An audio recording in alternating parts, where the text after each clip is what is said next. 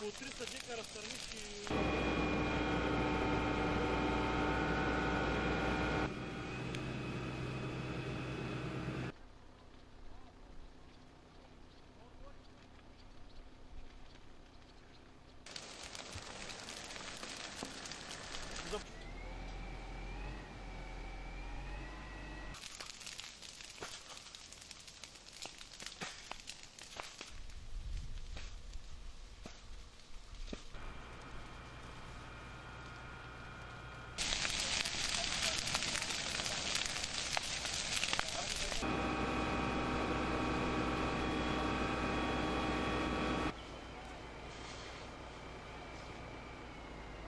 Ами, страшничко беше, защото много близо дойде. Ето, факт, докъде дойде, на 2-3 метра тук от двора.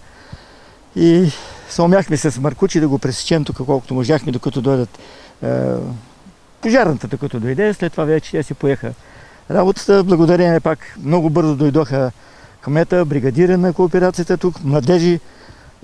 Дойдоха добри момчета, които също помогнаха.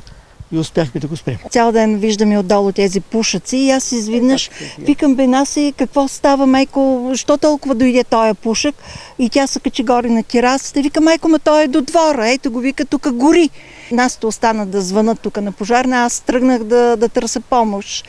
Много се изплаших. Просто си е за страх, защото ето виждате, това е тръгнали, то отиде. Имахме някакъв късмет, Господ напазеше или не знам какво беше, но това е.